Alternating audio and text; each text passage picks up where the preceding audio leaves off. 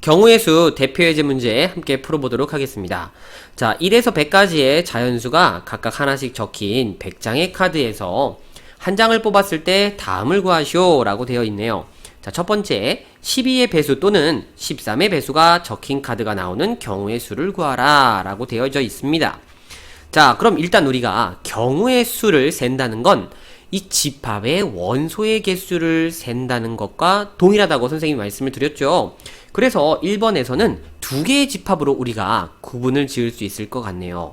자, 첫 번째 A라는 집합을 자 그냥 A라고만 쓸게요. 뭐라고 얘기하면 되겠습니까? 당연히 12의 배수라고 얘기하면 될 것 같고요.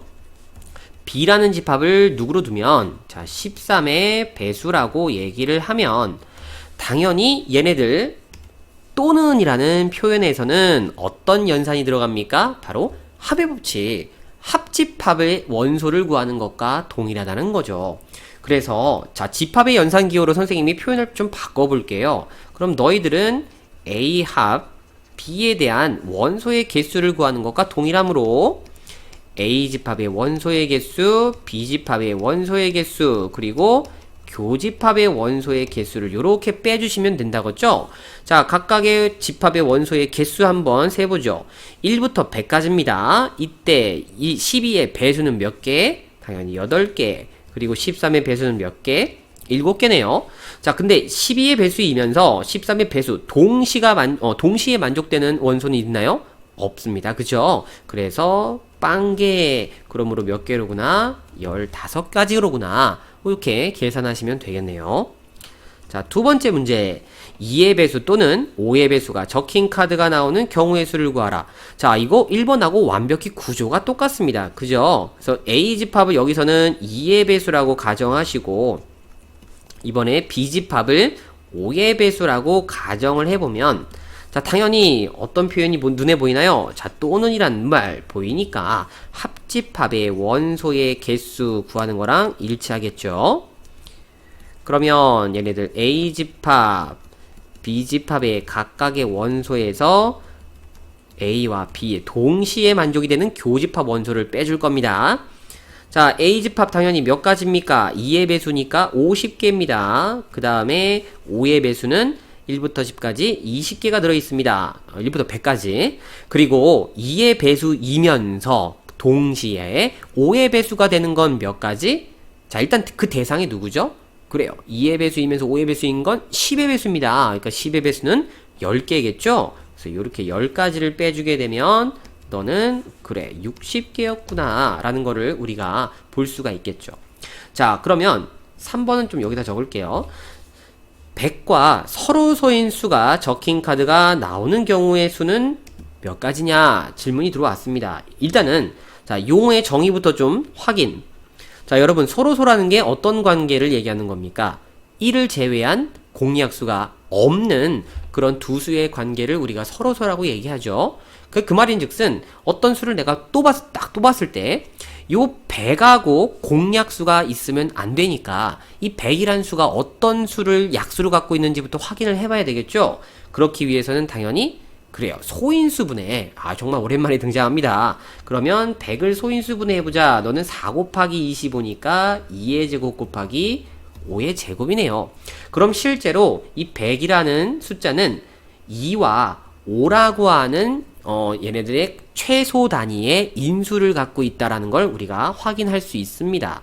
그러니까 이 말을 바꿔 얘기하면 내가 어떤 카드를 뽑았을 때 그 카드가 2의 배수이거나 5의 배수가 되면 그건 서로소가 될 수 없다라는 상황이 된다는 거죠.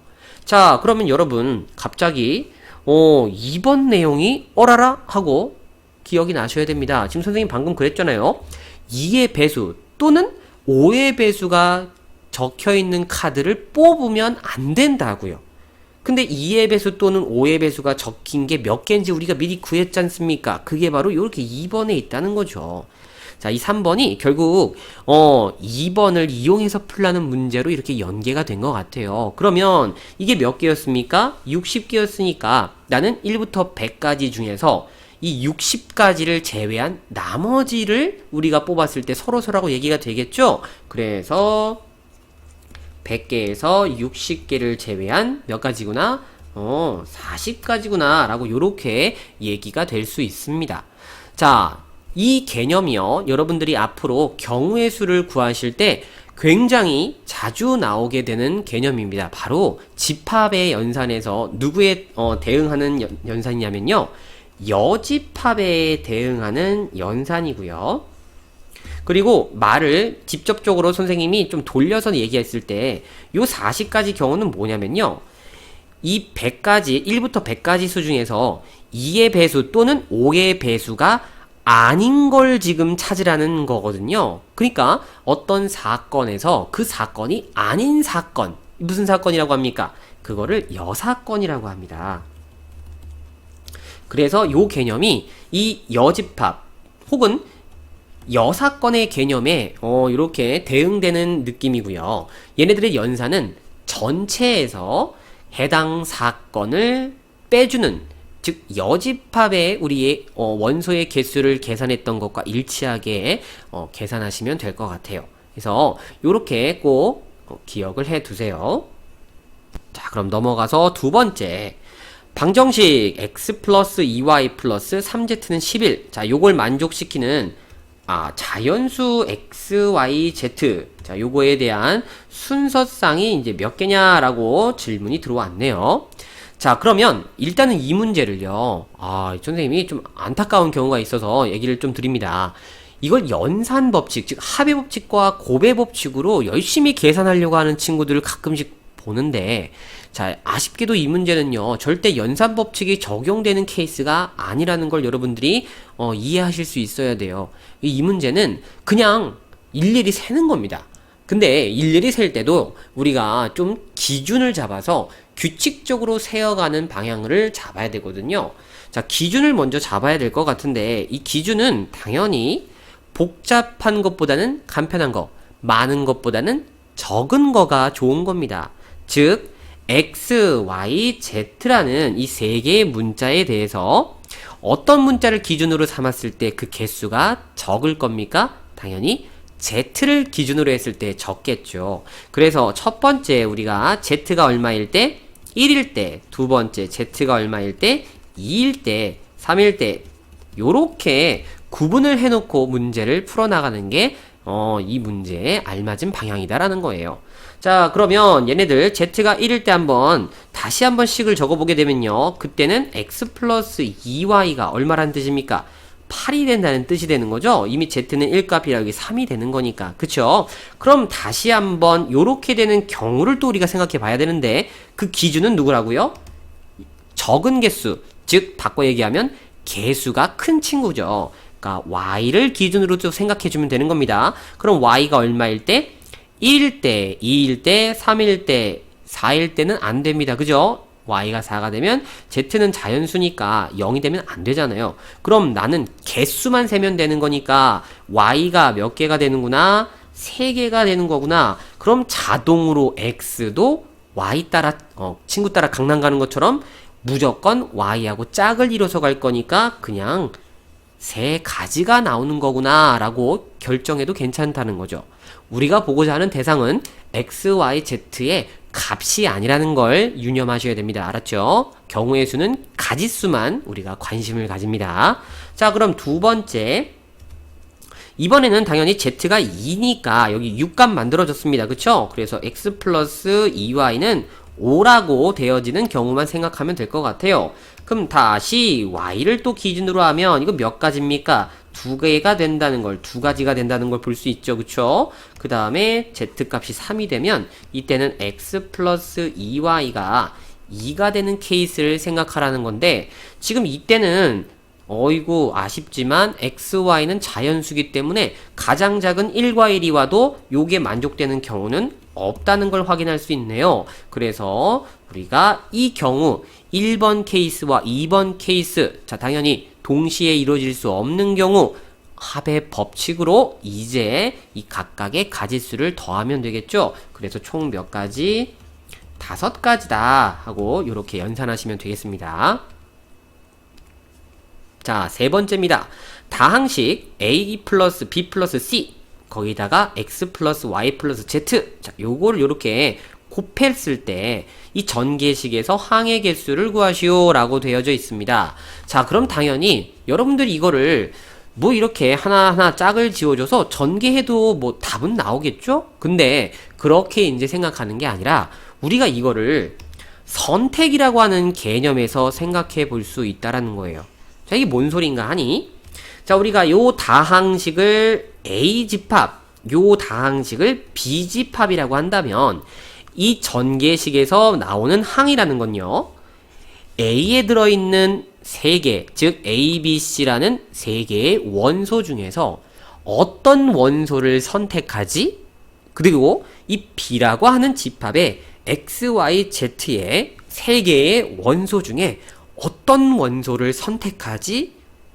그래서 각각 선택되어진 원소들끼리 짝꿍을 지어주면 그게 바로 하나의 항이 된다라는 얘기가 되는 거예요. 아, 그러니까 이제 얘네들을 우리는 경우의 수로 접근을 하게 됐을 때 A집합의 원소의 개수 몇 가지? 3가지. B집합의 원소의 개수 몇 가지? 3가지. 근데 이 A라는 사건에서 내가 하나를 선택하는 거와 이 B라는 집합의 하나의 원소를 선택하는 게 지금 이 두 개의 사건은 동시에 이루어지고 있는 사건. 그쵸? 무슨 법칙? 곱의 법칙이다 라는 겁니다. 그래서 토탈 몇 가지? 9가지 라는 거를 실제로 우리가 연산해도 나올 수 있겠다라는 거죠. 그쵸? 자, 4번으로 넘어갑니다. 첫 번째, 360의 양의 약수의 개수를 구하라. 와, 이거 추억의 내용입니다. 양의 약수의 개수라. 자, 사실 이 내용은 우리가 중학교 1학년 때 소인수분해를 공부하면서 다뤘던 내용이거든요. 자, 이 360을 일단은 소인수분해를 할 필요가 있을 것 같습니다. 그러면 360은 4 곱하기 9 곱하기 10이잖아? 그러면 2가 몇 개 있는 겁니까? 3개 있고, 3은 2번 있고, 5가 1개 들어있네요. 해서 결국 요 숫자에 대한 약수의 개수를 구함입니다. 자, 일단은 우리가 예전에 약수의 개수를 구한다라고 하면 요렇게 그냥 일단은 외워라 라고 했던 것 같아요. 이 각각의 소인수분해를 통해서 나왔던 요 인수들의 지수들, 요 숫자들이죠. 그리고 사실 아무것도 없는 것 같지만 사실 1은 요렇게 있었던 거고요. 이 숫자들에다가 1을 더해라. 네, 더하겠사옵니다. 그 다음에 너희들을 다 곱해라. 그러면 약수의 개수가 나오느니라. 그렇군요 하고 넘어갔던 기억이 있습니다. 그죠? 자, 물론 왜 이런지까지 그 이유를 같이 공부했던 친구들이라면 더 뭐 얘기를 할 필요는 없지만 일단은 우리가 이 내용을 당연히 경우의 수의 입장에서 왜 이런 연산이 나왔는지를 한번 선생님이 얘기해 볼까 합니다. 자, 이 지금 경우는요, 우리가 어떻게 얘네들을 생각을 바꿀 거냐면 지금 나한테 주어진 카드가 있는데 2라고 하는 카드는 3장 있는 거고 3이라고 하는 카드는 2장 있고 5라고 하는 카드는 1장 있는 겁니다. 자, 이때 너 2가 적힌 카드 몇 장 낼래? 3이 적힌 카드 몇 장 낼래? 5가 적힌 카드 몇 장 낼래? 요렇게 질문을 한다면 그 몇 장 낼래가 얘네들 숫자를 우리가 곱한 거라고 생각했을 때 그 구성이 될 수 있는 게 요렇게 될 수 있죠. 나 2라고 하는 카드 1장 낼게. 2라고 하는 카드 2번 낼게. 2라고 적힌 카드 3장 낼래. 근데 이런 경우도 있죠. 나 안 낼 건데? 그쵸? 그러면 이게 바로 요거 1이라고 하는 숫자가 되는 거죠. 자, 그럼 3이라고 적힌 카드 가지고 낼 수 있는 케이스 한번 생각해 보세요. 당연히 3의 0제곱부터 3의 1제곱, 3의 2제곱까지 내가 낼 수 있구나 라고 생각할 수 있겠죠. 그럼 당연히 너도 5의 0제곱, 5의 1제곱을 낼 수 있을 겁니다. 그때 각각의 요 카드에서 선택되어진 카드들을 하나씩 선택하고 난 후 곱해버리면 그게 바로 이 360의 약수가 된다라는 겁니다. 자, 이게 무슨 말인지 이해가 되십니까? 그러면 우리가 이거를 각각의 집합으로 처리해버리죠. 자, 요걸 하나의 집합, 요거 하나의 집합, 요거 하나의 집합이 되면 이 집합의 원소의 개수들이 4개가 되고 3개가 되고 2개가 되니까 각각의 집합의 원소의 개수를 우리가 선택할 수 있는 경우의 수에서 요거 지금 3개의 사건이 동시에 이루어지고 있다. 무슨 법칙? 고배 법칙을 적용하면 되겠군 해서 얘네들 선택할 수 있는 카드 몇 가지? 4가지. 몇 가지? 3가지? 2가지. 이 1을 더했던 이유가 요거 때문에 더했던 겁니다. 내지 않겠다라고 했을 때 이 대응이 되는 1이라고 하는 값들. 그죠? 그래서 요렇게 하나씩 더해주고 1을 곱해라라고 얘기했던 게 하나씩 더해주고 곱해라라고 했던 게 바로 요 친구들 때문이었구나 라는 거고요. 그리고 곱하는 이유는 당연히 고배 법칙에 따른 연산이었던 겁니다. 그래서 요것만 이제 계산해 주면요. 4 곱하기 3 곱하기 2가 됩니까? 너는 24개의 약수를 갖고 있구나 하고 생각해 주실 수 있다라는 거죠. 자, 그 다음 두 번째. 자, 이번에는 360과 540의 양의 공약수의 개수를 구하라고 했습니다. 자, 요것도 우리가 공약수, 약수, 배수 이런 거 배울 때 했던 내용 하나가 또 중요하게 또 여기서 사용이 되는데요. 공약수는 누구와 똑같다라는 기억을 혹시 가지고 있습니까? 자, 이 공약수라는 건 누구다? 그렇죠. 최대 공약수의 약수와 동일하다라는 이 내용이 조금 있으셔야 될 것 같아요. 자, 말을 바꾸겠습니다. 360과 540의 양의 공약수의 개수를 구하라는요. 360과 540의 최대 공약수인 180의 약수의 개수를 구하라 라고 요렇게 말이 바뀐다는 겁니다. 그럼 180의 약수 개수 구하는 건 1번과 동일하게 얘기하면 되겠죠. 자, 180 소인수분해 하겠습니다. 그럼 180은 자, 2 곱하기 9 곱하기 10이죠. 그러면 여기 2가 2번 들어있고요. 3은 2번, 5가 1번 있네요. 그래서 요렇게 인수분해가 되고 그럼 약수 구하는 방법 우리가 기억해냈죠. 그래서 각각의 지수에다가 요렇게 1을 더해주고 싹 다 곱해버리면 되니까 3 곱하기 3 곱하기 2가 됩니다. 그럼 몇 가지입니까? 18가지구나 하고 계산만 해주면 될 것 같아요. 자, 3번으로 넘어가겠습니다. 이번에는 이 360의 양의 약수 중에서 2의 배수의 개수를 구하라. 자, 일단은 배수, 약수, 소인수 분해 해놓고 시작을 하는 게 좋겠죠. 자, 그럼 아까하고 개념하고 똑같습니다, 여러분. 얘네들에 대해서 2가 적혀져 있는 카드 3장이 있을 때 뭐 낼래? 뭐 낼래? 자, 요거하고는 똑같아요. 그럼 내가 만들 수 있는, 즉 낼 수 있는 경우를 일단 적어보겠습니다. 자, 요렇게 되겠죠, 그쵸? 그리고 이제 요거의 하나의 집합, 그룹이라고 이렇게 구분하고요. 자, 이때 선생님이 아까 약수 만드는 방법이 분명히 이거였어요. 이 중에 하나를 고르고 이 중에 하나 고르고 이 중에 하나 골라서 싹 곱하자 이거였죠. 그럼 여러분 2의 배수가 되려면 어떻게 고르시면 됩니까?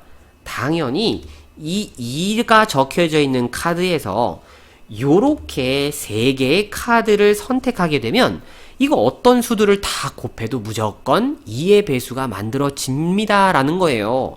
그러니 여기서 요 1이라고 하는 숫자를 빼고 3가지가 우리가 선택되었을 때 2의 배수가 만들어질 수 있겠군. 즉 경우의 수는 몇 가지입니까? 3가지. 자, 이제 뒤에 오는 건 아무거나 선택해도 되는 거니까 몇 가지 선택? 3가지 선택 가능? 2가지 선택 가능? 해서 고배 법칙이죠. 큰일 날 뻔했네요. 고배 법칙을 적용하여 얘네들 뭐가 되는 겁니까? 18가지다 하고 요렇게 우리가 연산해 줄 수 있다는 겁니다. 자, 요렇게 해서 이 약수, 배수 이런 관계들에 대한 내용까지 요거는 하나의 또 어떻게 보면 유형이거든요. 꼭 기억해 둘 필요가 있습니다. 자, 다음에 5번째. 오른쪽 그림과 같이 네 도시 A, B, C, D를 연결하는 도로가 다음과 같이 이렇게 있습니다. 자, 첫 번째, A 도시에서 출발하여 B 도시로 가는 경우의 수를 구하시오. 단 한 번 지나간 도시는 다시 지나지 않는다. 자, 그럼 내가 A에서 B를 갈 때, 이거는 경우가 나뉘죠. 즉 케이스가 분류가 됩니다. 첫 번째 어떤 케이스입니까? 내가 A에서 B를 갈 때 C를 거쳐 B를 가는 경우가 있고, 그 다음 두 번째 D를 거쳐 가는 경우가 있다라는 거죠. 그래서 항상 이렇게 우리가 케이스를 분류한다라는 걸 습관화하셔야 되겠습니다. 자, 그러면 각각의 경우를 한번 얘기해보죠. 지금 이렇게 A에서 C를 가고 C에서 B를 갈 때 요렇게 하나의 사건과 요렇게 하나의 사건을 따로 보시고 그들 사건이 지금 동시에 일어나고 있다라고 생각하시면 되겠죠? 자, 그럼 A에서 C를 갈 때 당연히 몇 가지? 세 가지. 그리고 C에서 B를 갈 때도 세 가지. 동시에 일어나는 걸 얘기하고 있네. 고배 법칙 토탈 9가지. 자, A에서 D로 가는 경우 몇 가지? 두 가지. D에서 B로 가는 경우 몇 가지? 세 가지. 고배 법칙 6가지. 해서 1번과 2번은 또 이거는 합의 법칙으로 우리가 동시에 일어날 수 없는 1번을 선택했을 때는 2번이 될 수가 없고, 그죠? 그래서 합의 법칙으로 두 가지의 경우의 수를 이번엔 더해주면 그래요 15가지구나 라고 얘기가 되겠습니다. 그 다음 두 번째, 자, 동건이와 수진이가 A 도시에서 출발하여 B 도시로 가는 경우의 수를 구하시오. 단 한 사람이 지나간 중간 도시는 다른 사람이 지나갈 수 없다 라고 되어져 있습니다. 자, 그럼 얘네들이요 이런 경우죠. 만약에 동건이가 B로 갈 건데, 야, 나는 C를 거쳐 갈게. 그러면 수진이는, 그래, 그럼 난 너가 거쳐가지 않는 D를 거쳐 갈게. 이렇게 되는 거고, 야, 동건이가 난 이번에 D를 거쳐 갈게. 그래, 그럼 나는 C를 거쳐 갈게. 이렇게 되는 상황이라는 겁니다. 그래서 이것도 상황을 우리가 분류하겠습니다. 동건이가 A에서 C를 거쳐 B를 가게 되면 그때 수진이는 A에서 D를 거쳐 B를 갈 수밖에 없고, 두 번째, 동건이가 A에서 D를 거쳐 B를 가면 이때 수진이는 C를 거쳐 가는 경우 이렇게 발생한다는 거겠죠. 자, 그럼 각각의 케이스는 우리가 위에서 구해놨던 것 같아요. 몇 가지입니까? 너는 9가지, 너는 6가지잖아요. 그러면 지금 동건이하고 수진이는 동시에 출발했단 말이죠. 즉, 이 위의 사건과 요 아래 9가지 사건, 9가지, 6가지 사건은 동시에 일어나고 있는 사건입니다. 그러므로 당연히 얘네들의 연산은, 그렇죠, 곱의 정리에 의해서 54가지. 자, 그럼 이거는 반대로 숫자만 요렇게 6가지, 9가지가 되는 거고, 역시 동시에 일어나므로 곱의 법칙으로 6 곱하기 9가 돼서 54가지 하고 요렇게 나오는 거죠.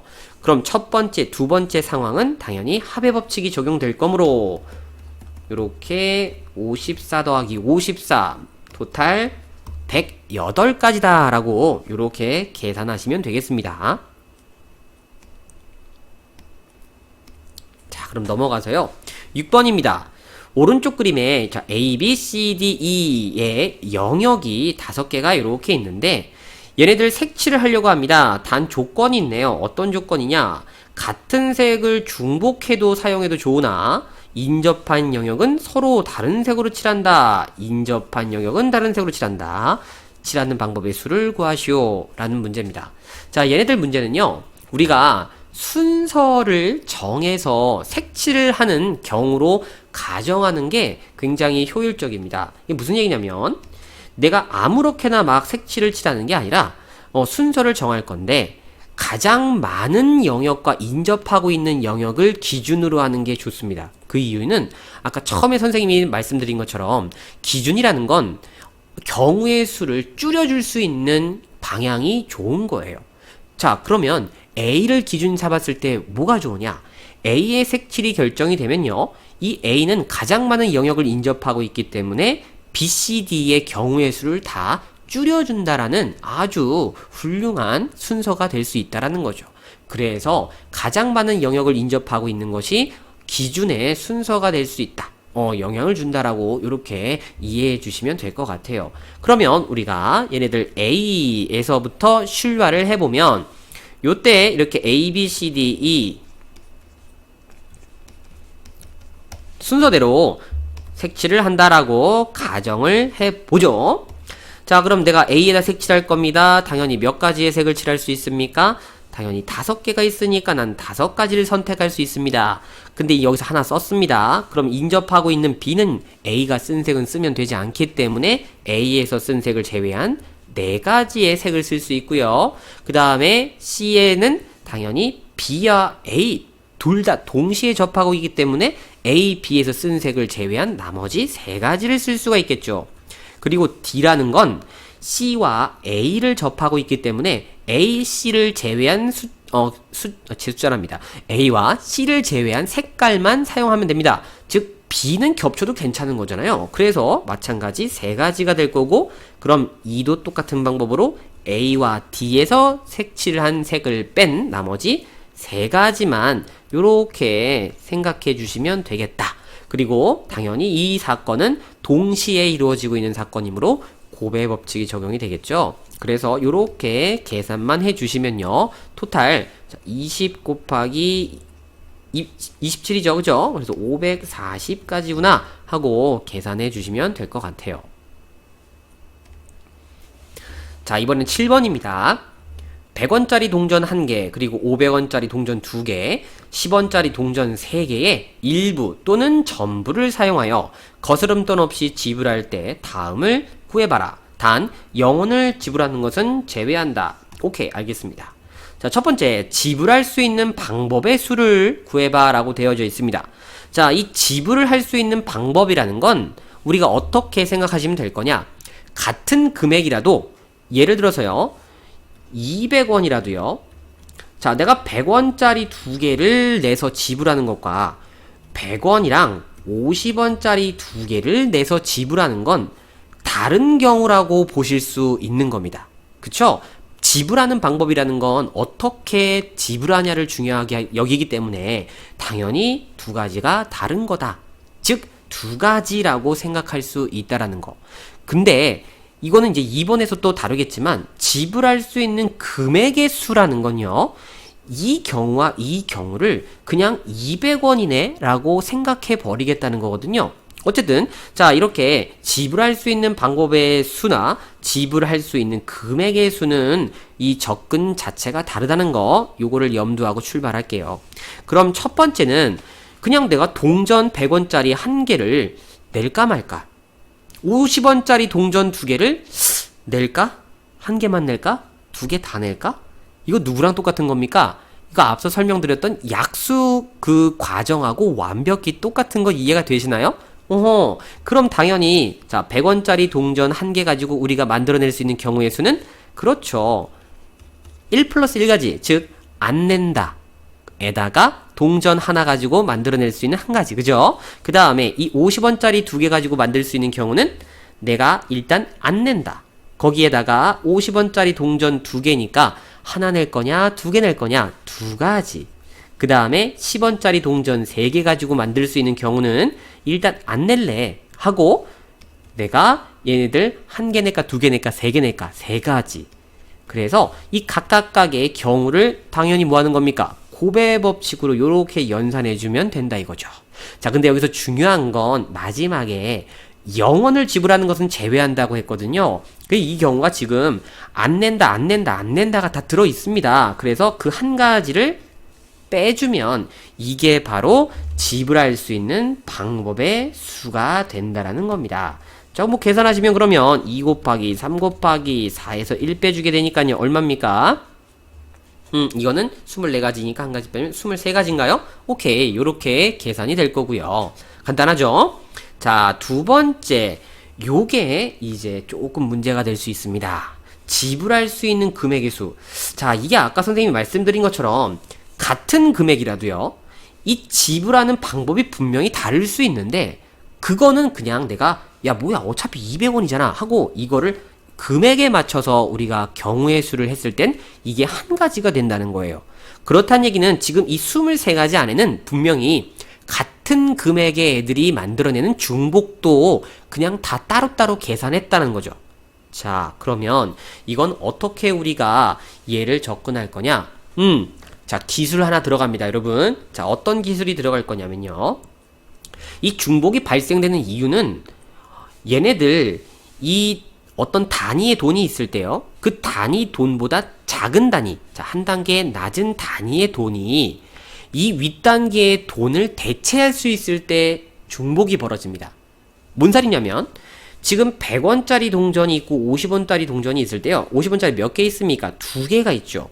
그러면 분명히 50원짜리 2개는 100원을 대체할 수 있습니다. 맞습니까? 이렇게 되기 때문에 중복이 발생한다는 거예요.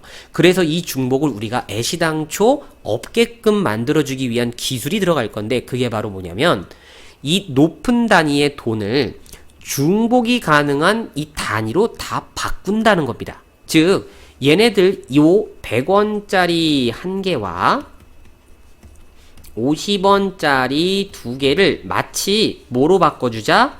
그냥 50원짜리 몇 개? 4개라고 생각해버리자 라는 겁니다. 그러면 우리가 50원짜리 4개로 만들 수 있는 금액은 얘네들하고 무조건 똑같을 거고 중복도 없겠다라는 거예요. 자, 이게 무슨 말인지 이해가 되셔야 됩니다. 오케이. 그러면 얘네들은 다시 한번 얘기하면 여기다 이제 플러스 누구만 들어가는 겁니까? 10원짜리 3개만 더 추가해 주시면 되겠죠? 그래서 결국 50원짜리 4개와 10원짜리 3개로 만들 수 있는 금액의 경우의 수를 구하는 것과 같게 되므로 자 50원짜리 4개로 만들 수 있는 경우의 수 몇 개입니까? 당연히 얘네들로 만들 수 있는 4가지와 안 낸다 라는 빵원 그죠? 한 가지가 더 추가가 돼서 요렇게 5가지 그 다음 10원짜리 3개는 내가 일단 10원짜리로 만들 수 있는 3가지하고 안 내는 경우 1가지 요렇게 고배 법칙으로 연산이 되겠죠? 근데 당연히 여기서도 뭐가 적용됩니까? 여기서도 안 내, 아무것도 안 내. 빵원이 들어있으므로 1가지를 빼줘야 되겠죠. 그럼 너는 요렇게 19가지가 나오겠구나 라는 거를 우리가 확인할 수가 있습니다. 자, 이렇게 지불할 수 있는 방법의 수와 금액의 수를 각각 구분해서 당연히 연습을 해 두셔야 되겠고요. 선생님 마지막으로 조금 당부의 말씀 하나 드리도록 하겠습니다. 이 경우의 수 파트는 정말 문제가 다양합니다. 정말 다양합니다. 그 많은 다양한 문제들은 여러분들이 절대 외울 수 없어요. 그 외웠다가는 엄청난 양의 공부를 해야 된다는 거겠죠. 그쵸? 자, 물론 제일 좋은 건 그 많은 양들의 문제들을 경험해보고 당연히 그 경험을 토대로 체득화시키면 그것만큼 베스트는 없겠죠. 하지만 얘네들 문제를 우리가 다 볼 수는 없기 때문에 이 기본 개념에 충실한 학습이 이루어져야 된다라는 거예요. 그래서 당연히 이 문제들마다 이루어져 있는 개념들을 꼭 이해를 통한 암기로 연결시키고요. 더불어서 다양한 많은 문제들을 직접적으로 좀 적극적으로 찾아가시면서 능동적인 학습을 해야 이 파트에서는 성과를 볼 수 있다라는 거, 요거를 선생님이 좀 강조하면서 이렇게 마무리 좀 하도록 하겠습니다. 여러분들 화이팅!